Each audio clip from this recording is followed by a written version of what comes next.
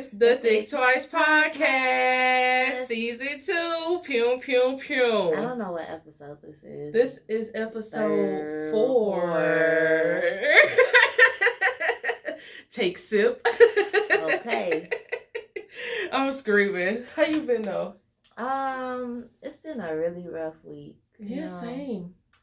Pretty rough, dragging knuckles type of week. But you making it. You said you dragging knuckles? Yeah, definitely. I feel that. That's exactly how I feel like this is like, I don't know if it's seasonal depression hitting me like out the blue, but we have had a lot of like back and forth weather here in Michigan, like sunny day, then it's fucking snowing again. Like, yeah, why are we doing this? Like, Michigan, please help us. But I just feel like it's just been a lot of, I don't know, just like sad, unmotivated days. Yeah, definitely. Yeah, what is that? I don't know, because it's supposed to be like spring and yeah, maybe it's just like coming down from seasonal depression. That's what I think. Yeah. But I know this summer, listen, we got to fucking turn up.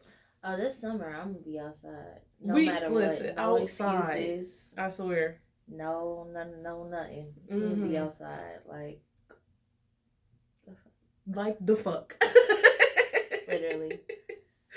All right, so hopefully, we just got to get us some, what is it, vitamin D, vitamin C? I'm gonna need all the vitamins. I need all the vitamins.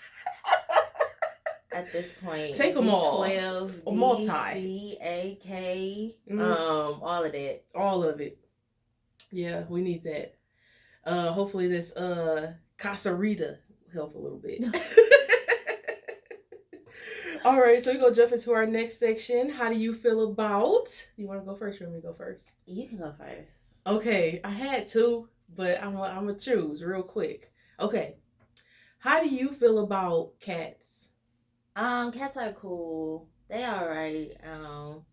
I don't like battling with an animal to know if you like me or not. So, I don't know. They cool. I've had a cat before. His name was Gucci Snickers. His name was Gucci Sneakers? Snickers. Snickers. Gucci Snickers. Gucci Snickers. Where do y'all get that? Well, I wanted to call it Snickers, and then my brother wanted to call it Gucci, so... Nah, he got two names because y'all couldn't compromise. Couldn't. So... Well, that is a compromise, I guess. Was he evil or was he sweet? He was an orange cat, so he was pretty mean. Yeah, he was pretty wild. He would hide up. We have ceilings just like this at home. Mm-hmm. So one of them was missing one of the panels. Mm-hmm. So he would hide up under the other ones and jump down on you when you was coming in the basement. So he stalked you. Not him pounce? Yeah, he pounced on you. Gotcha. Why would you do that? That's hilarious. Yeah, he was funny, but yeah, I don't mind cats. They not bad. I wouldn't mind having a cat, but Shaka don't like cats, so. Oh, I understand. So no to that. Yeah. Do you feel like people who have cats, do you feel like black people who have cats are weird? I know you've heard this. They be black people who have cats is weird. So somebody I used to talk to, they was I was like, you a cat or you a dog person? I got a German Shepherd. I'm I'm a cat person. Yeah. I said, you one of the hoodest niggas I ever seen. And you just said you wanted a cat. I said, that's the most interesting thing I learned about you. He was like, you obviously haven't been listening to me. But I meant it though, because I didn't expect it. Not him saying you haven't been listening to me. That's hilarious. That shit's hilarious. I was crying, laughing. I was like, no, He said, bitch, I done said way more interesting shit than this. I done told you about the time me and Debo done jumped a nigga for $20. I done told you about the time we had a shootout and you talk about motherfucking cats. I told you I'd be messing up.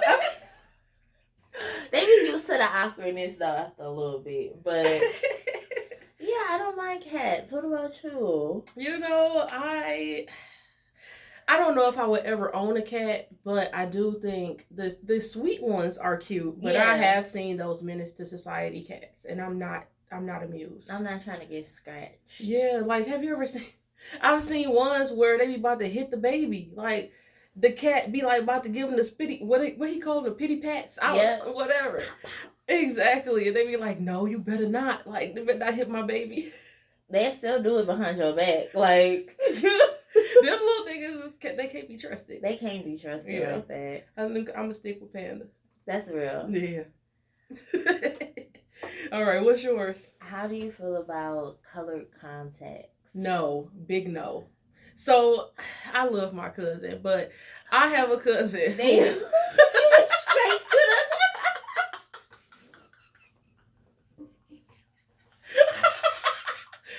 Hold on. I have a cousin who used to wear motherfucking hazel contacts, and this man is very dark skinned.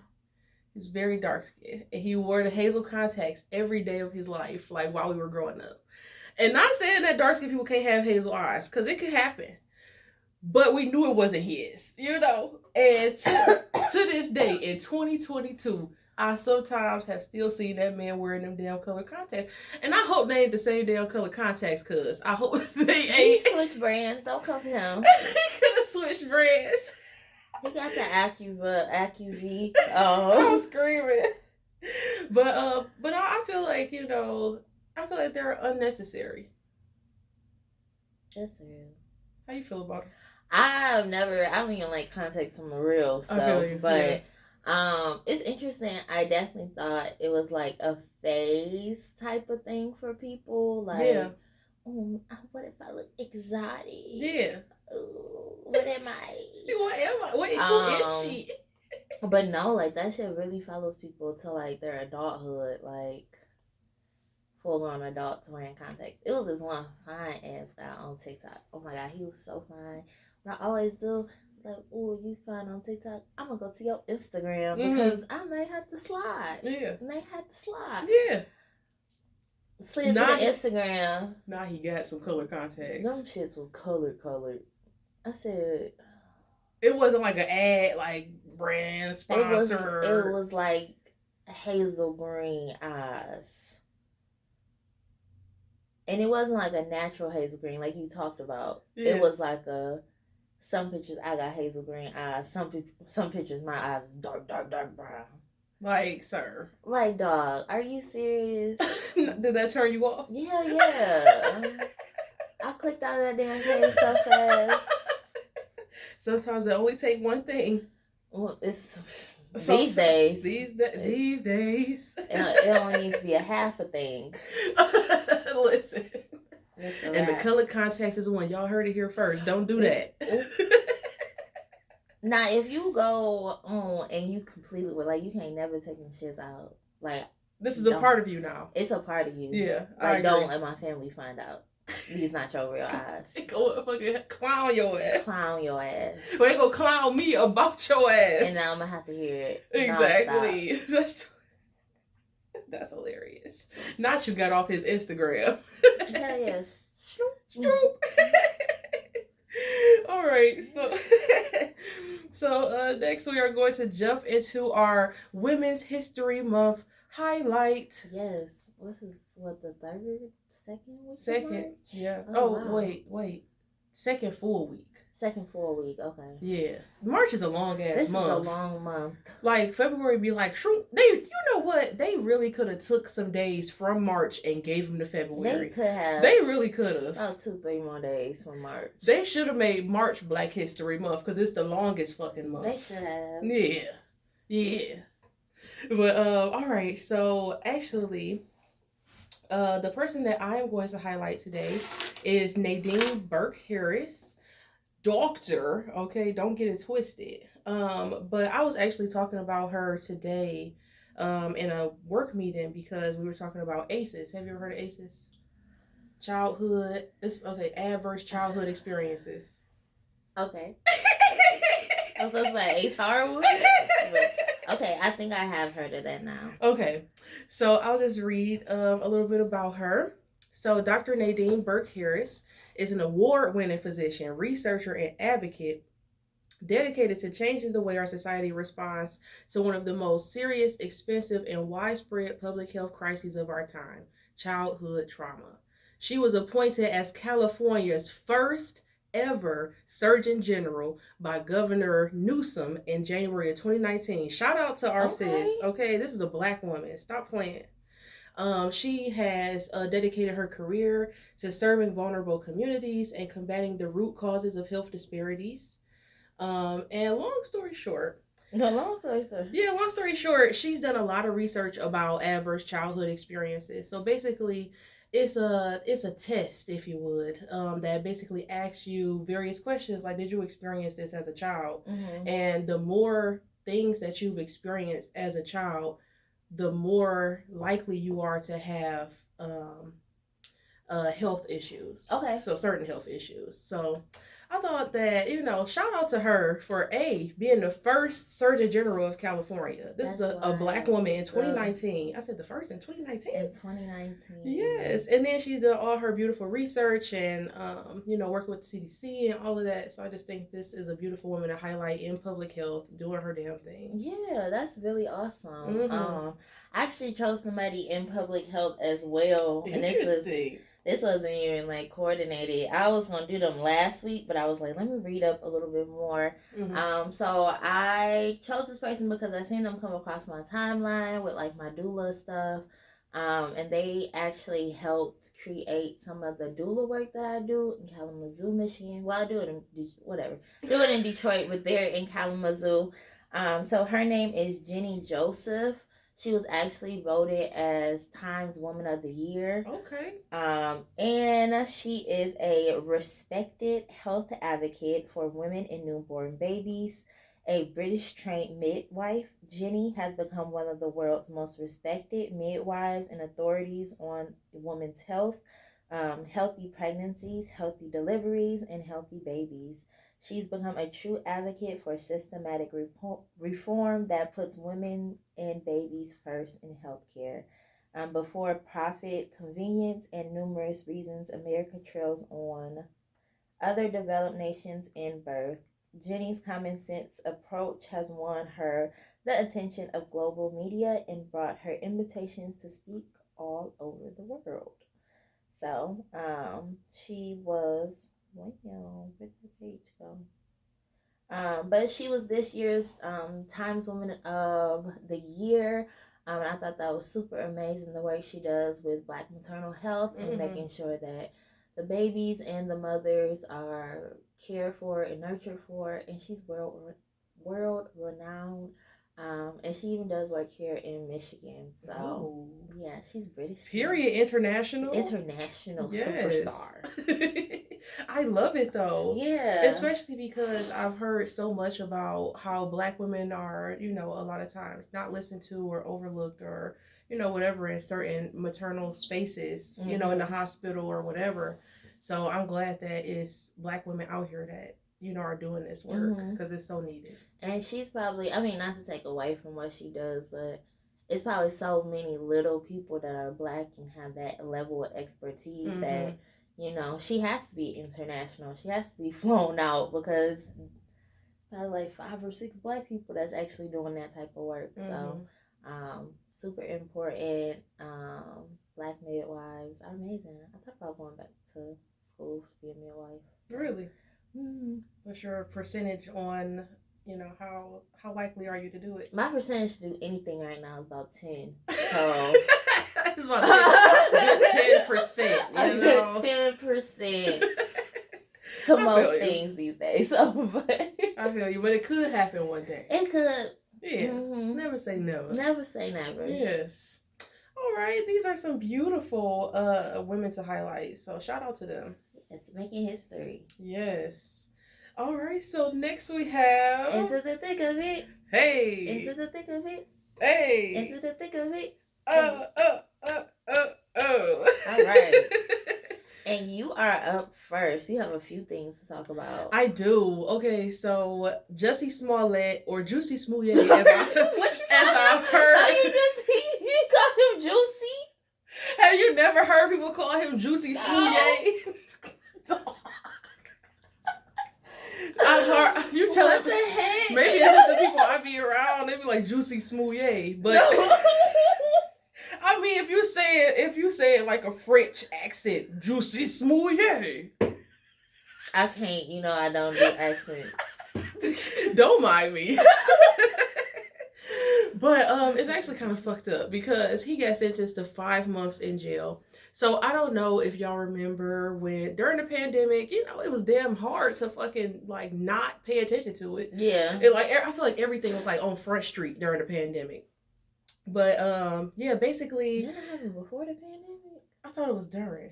I thought it was before. I don't know. Either or. I got COVID brain. I don't got COVID, but I feel like everybody's brain has warped. Hell yeah. I was just saying that earlier that my brain was definitely foggy. Mm-hmm. Yeah. But if y'all remember, he basically, it is alleged. Now the courts say this is what happened, but it's alleged because he say that ain't what happened and they is lying. But he basically was targeted by 2 brothers. And supposedly they put like a noose around his neck and was like hate speeching and all of that. But then they said that they did further research and they think that he set the whole thing up. So basically, they are giving this man 5 months and making him pay a fine because they said that basically he made a false statement and he basically wasted the resources of the police department.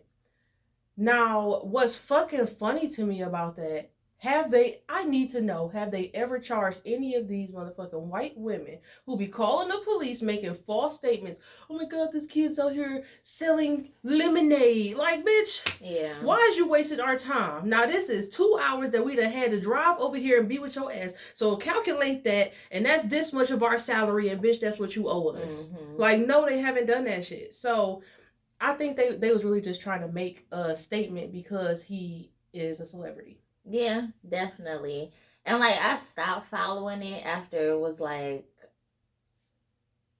he paid these people to do this, and after it was like I found out it was staged, I was like, oh, he really off something. Like, you really on some shit. Like, what you thought this was like an episode of like Empire? Not an episode of Empire. And I mean, I don't understand his reasoning behind it. I don't. Yeah. I don't. Like, I understand, like, oh, yeah, but it's, like, literally people dying every day for this shit, and you staged it. When so many people was, like, rooting behind you, like, we were rooting for you. Like... Not the Tyra Banks. Legit. Like, we was rooting. It's so many black young actors that, like, or entertainers that, like, just put their foot in their mouths at such a early stage in their career. So it's like, I don't know. I really stopped following it. I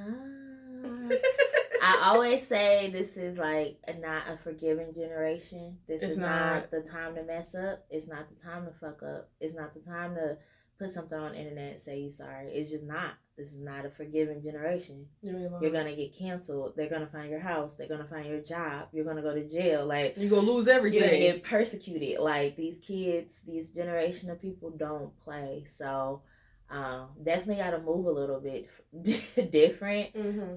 It's sad to see like another young black like entertainer get caught up in just, I don't know, trying to keep up, trying to be in the limelight. Because what the fuck is you even doing, like, bro? what was the purpose of it? What was the reason? And it's so sad because it's like, I think about like Columbus Short, or think about what the hell happened to Columbus Short? You know, he tried to kill his wife. Yeah, girl, he been in and out of jail. Attempted murder, all of that. Like, you talking about Stump the Yard? Stump the Yard. I need to look this man up. He had some serious mental health issues, and he tried to kill his wife, and he's been in jail. Then he just got out of jail. He was like about to start something on BT. That was like his first thing coming back, and he back in jail now for some. It's either assault or something dealing with like robbery. But yeah, he's been having it pretty rough the last few years. Wow, not Mr. Stump the Yard. Yeah. That's crazy. So it's like all these promising young actors, because Mr. Columbus Short, Columbus Short was like that, you know, the it guy. He like was, mid 2010, 2011, Scandal. He had his own show for a little bit. I think he got kicked off of Scandal because of the stuff he started getting in trouble with. Wow. So, like, yeah, it's just sad to see, like, somebody's career. I mean, he can bounce back, but people not gonna really fuck with you after this. Exactly, and that's the hard part right there. Is you gotta just face your consequences. Yeah, that's fucked up though. But all right, so next on my list. Okay, so I know there's some sad shit, but a journalist named Brent Renaud was killed in Ukraine while he was doing some journaling, some reporting. And I've always wondered what. So you ever watch just the news, like, and they be like, let's say they in Ukraine and you hear the bombs going off and shit. Have you ever thought about, first of all, how much them niggas is getting paid to do that shit? And number two, have you thought about, like, how do they stay safe while they're in a fucking war zone? I mean, I feel like they're adrenaline junkies in a way, so they like, fuck the safe, like, I need my story. I need the story. I need the scoop. Yeah. The scoop. So I feel like part of it, they're like, yeah, it's unsafe, but I need my story. Like, you don't know what this could do for my career. Yeah. Like, so yeah, I don't think they really think about their safety for real. Like, or they just take it with the, like any other job, like police officers or firemen or women. Shout out to Gloss. Only firefighter I know. So yeah, I think you gotta like take that into consideration. Yeah, and you know what? Maybe it is more so like you don't really go into it thinking like I could die. Yeah. But it's like it's in the back of your mind. It's a small possibility that you could. Yeah. So yeah, definitely rest in peace to him. I know that's girl. Do you know how sad I would be to die at work? Do you know how sad I would be to die at work? But it seemed like he loved what he did. Yeah. So definitely rest in peace to Mr. Renaud. And then last on my list, so I was listening to an interview with Gayle King and Will Smith. That man was getting passionate. So basically, Gayle had asked him something about infidelities. That man, Will, said, there have been no infidelities in my marriage. Okay. He said, there ain't been none. All right, Willie Will. He basically said everything that's happened, like, they've discussed. They knew about. And that's what I was about to say. That's like... What? That's what I figured. Like, there's no infidelities. I know all this shit. Like, y'all just the ones who feel like, y'all the ones who making a thing. Like, yeah. Because I feel like no matter what, like, him and Jada's relationship is, whether it's open, whether they, took a break or whatever, like, I don't know. I feel like a lot of people don't know what, like, polyamorous really is and what having an open relationship, like, really is. So... they make up their own rules, and so it's just they rules that they have. Like the whole situation with August Alsina and messy entanglements and all of that. Like Will probably knew all that was going on, and I mean I've heard stuff about Will. So have I. Being with other guys as well. So they probably talk about it. They live in, I don't know, I feel like California people just do different stuff. They just be on a different way. I mean, them niggas is paying like $7 for gas. They definitely on some different shit. They on a different lifestyle. They some bionic niggas over there. Okay. So I feel like, they talked about it. They knew about it. They know what's going on in their relationship. And sometimes our brains may be small to what, people accept into their relationship. But right. I think that's cool that they able to talk about that and still be like a home base for one another. Like, they've been together for a while. Sometimes shit get boring. And you might be like, hey, listen. I think they was the ones who was talking about swinging and stuff, right? Yeah. And that's their shit. Monogamy is not for everybody. And it's not going to be what everybody's relationship is. It's not what everybody wants. So... we just gotta stop pushing our ideals on other people. Yeah. I mean, unless it's like just something fucked up, right? Of course. I mean, yeah. You can't be like in a monogamous relationship for a while, never talk about that shit and be like, yeah, I think we should start seeing other people. But I'm still fucking with you though. Yeah. Unless it's you know, y'all both interested. But like out of the blue, that would probably be like, nigga, what? Where is this coming from? Exactly. But yeah, that was all of mine. Okay. So mine on my list are two people that passed away. So this week Tracy Braxton passed away from I believe it was throat cancer. And you know, she left the rest of her sisters, her mother. I believe she had a grandchild and a son. And it's just sad. Like, it always makes me think of like my family and how big we are, and like possibly losing a sibling. I'm like, that's terrifying to me. And she was still relatively young, like in her 50s. She was like 50s, yeah. In her 50s. So very, very, very sad, like a big loss. I know a lot of people are like in pain, whether it was like her friends, her family. So just raising light to that. And we had another loss this week was Mike Mora, and this is Khalees's husband. So he died from stomach cancer. And I know that's like a lot. Like, Khalees has really like built a new life with him, and like she and her farming bag, and like it's been a big support to her. So it's sad that, you know, she lost her husband. That's another thing I don't think I could deal with, like losing like I finally find somebody I like enough to marry and you die. Yeah. I'm coming to beat your ass in the afterlife. I'm coming to beat your ass. I'm beating your ass in the We about to get a medium on the right now. Come on, Teresa Caputo. Who told you? Right. But that's just like a tragic loss. So sending out energy for anybody who had like losses. For real. This past year, like during COVID, like my family took a lot of losses, and that shit is never easy to deal with. And I feel like as I get older, it's harder to deal with grief. Like when I was younger, I've been going to funerals my whole life. Same. When I was younger, it was just like, like what is going on? Like we lost somebody. Like, but as I'm getting older, I'm like, no, fuck, we lost somebody. Like they not here. Right. So it actually hits a little harder. It does hit a lot harder. So yeah, just sending, you know, love, healing energy to people that are going through losses right now. And then kind of switching gears, which is awkward. You know what I'm saying? But next we're gonna talk about Watch Out for the Big Girls.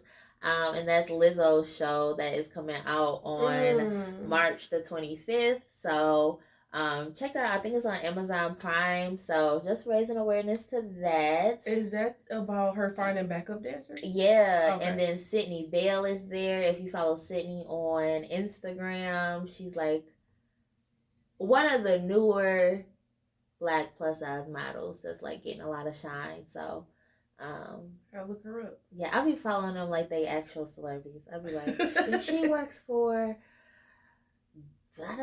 Lily's Closet now. And then I see Miss her name is like Miss Ertu on like Pretty Little Things website now. And I'm like, look at you getting work after posting hella selfies a day. Hella selfies a day. Hey, that's really how you get it up though.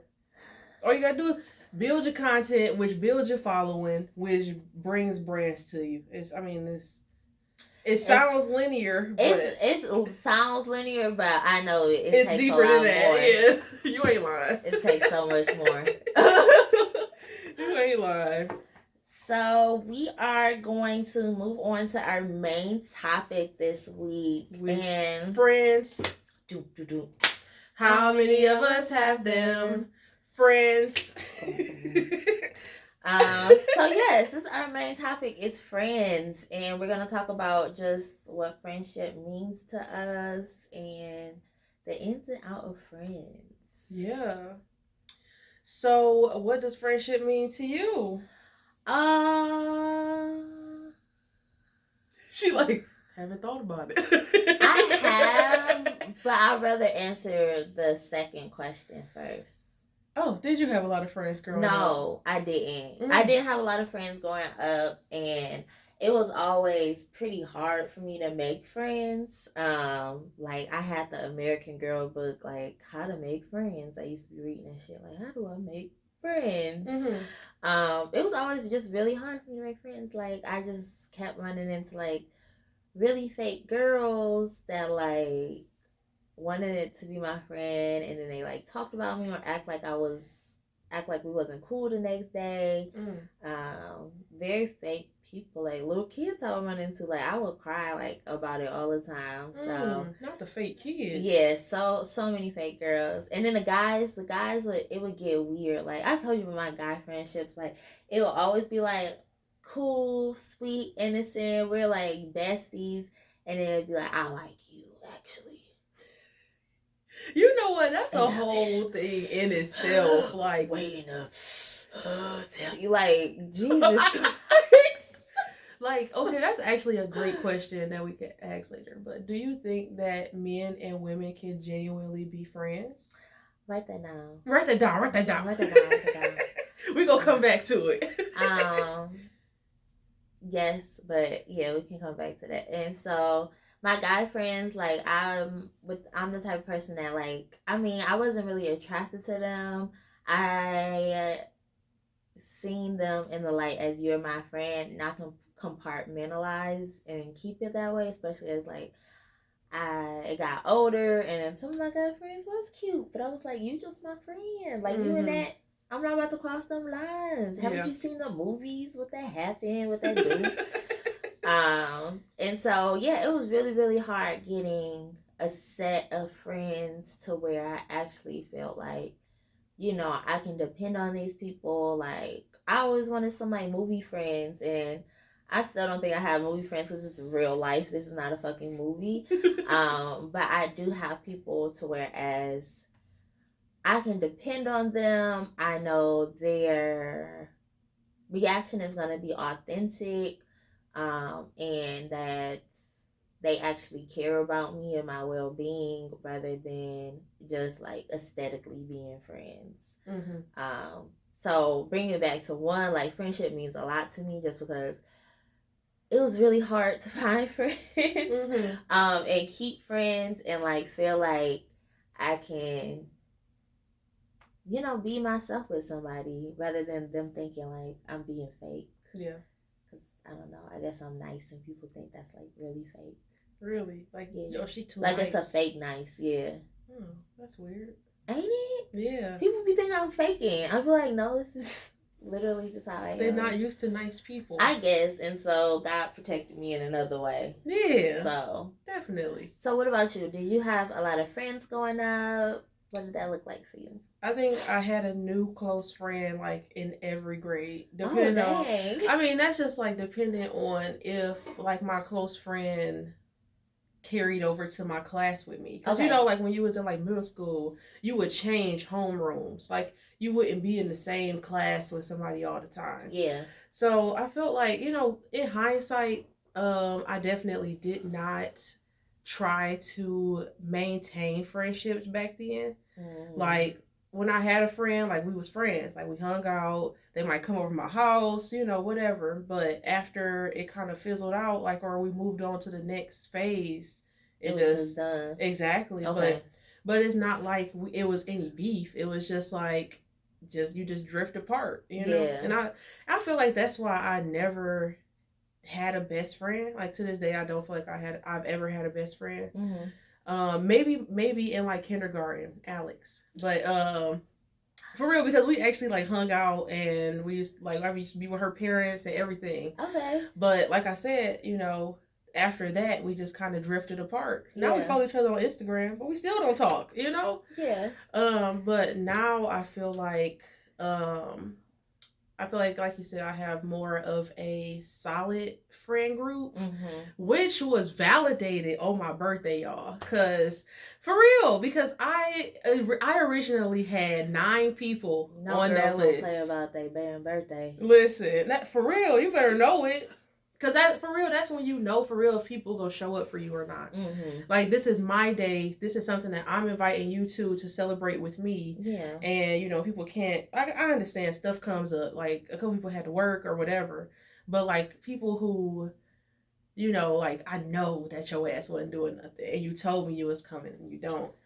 But yeah, I had 3 people show up and they They were the 3 people that I should have just fucking stuck with. Y'all was the first 3 people on the list. You said, yeah. They was the first 3 people on the list, and I should have just kept it there. But me wanting to include other friends. Yeah. But what I have to know is they are on different friend tiers. Mm-hmm. I have this group of friends that actually like show up for me and we actually hang out. And then I have like another tier where we like text every now and then. And then there's another tier where we talk like twice a year, So okay. It's tiers, it's levels to it. It is levels to it. Yeah. And you brought up like a few things. Like, I think that I'm kind of opposite. Like, when I make a friend, I'll be like, hey, what you doing? Like, like, oh my God, you want to be friends? Like, that's cool. I'm not an overbearing friend. Like, I'm not going to text you every day. I'm not that type of person. Mm-hmm. But when I do see somebody, I'm usually like, don't cancel plans on me. Because I've been getting ready all week. And you cancel plans on me. Like, it's like that meme that be like, girl, cancel plans. I'm already in bed. I'm not that friend. Don't fucking cancel nothing. Unless I know you are literally down bad. Yeah. Like, but yeah, so like, even like my oldest friendships, like it is with Talia, and I met Talia in the 5th grade. And then 5th grade. Brianna, I met Brianna going to her birthday party. We was like cool, cordial before, but like that really solidified our friendship because I was like one of the only people that showed up to her birthday party in the 7th grade. So we've been cool since the 7th grade. Birthday. It shows something. Birthdays matter. So we've been cool since the 7th grade. And then after that, I know people for like longer, but I mean, honestly, after that is you. Cena don't count. That's my cousin. I know her since birth. Okay. But other than that, it is like my friends that I made in college, and even some of my childhood friends. Like, I have a really wild memory. So like, I would see somebody, like one of my childhood friends on Instagram. We follow each other. And I'd be like, girl, you remember that time we went to the state fair? I don't bring up these things. So I feel like we was really cool friends. Like, can we be friends as adults? But I be letting go of stuff just because I know people's memory not the same as mine. And I also learned that people don't hold you at the same regard that you may hold them. Oh, and then that's a good one. You have to realize that. So like you said with like the friendship tiers, like I wrote that down because I mean that's a real thing. And I don't feel like I have to do that as much anymore. But in like high school, like middle school, definitely had to do like tiers. Like, this the person I just say hi to in the hall. This the person I say hi to while we in class. This the person like like. And you know what? My mom, I think she has a big thing to do with how I view friends, because I remember I used to tell her stories like, parents just want to know like, how was your day? And, you just tell them little stories and shit. And I'd be like, oh, my friend this, my friend that, and me and my friend did this. And then she'd be like, are they really your friend, or are you just saying that? Because if they not somebody that you really like feel is your genuine friend, you need to just call them your associate. Yeah. And I feel like she is who really made me start looking at, do I consider this person my friend, or is this just somebody I be fucking talking to, shooting the shit with, know? So I agree with you that most of my friends are from college. So from Michigan State, and then Jewel is really my only friend from Wayne State. But it shows you that it can happen. You could get friends later in life. Oh. You can get friends later in life, and then they could carry on. We don't talk about that. What you mean we gonna talk about it? I just feel like it's hard making friends after college. You know what I'm saying? Like, college, you are put in a certain environment with people that's moving. I agree. They gotta go. It may not be the same as yours, but they gotta go and they working for it. So y'all both bouncing off ideas of each other, or y'all just got the same mentality. I feel like after college, it's so hard to like, whether it's like undergrad or grad school, like it's so hard to make friends. Like, I've been like trying to make more friends, like go out on the weekends, because I don't have a lot of going out friends for real. Like, whether it's, situations where people are moving out of state, people got kids now, like it's not, like y'all be busy. So I was trying to make other friends, but bitches be weird. Can you please tell them just about the app and what it did? Oh my god. So like I was on Bumble app for Bumble friends, and I thought I had a pretty cool profile, like show some, you out, show some, you chill, you be traveling. And I thought I was coming across really cool girls. Like I was like, this is so cool. Like I wish I could have guy friends, but once again they be trying to fuck me. So I was coming across really cool girls, and I was like, these profiles are really cool. I was messaging people, like maybe it was a little awkward that I messaged them around Valentine's Day, but I didn't want us our thing to like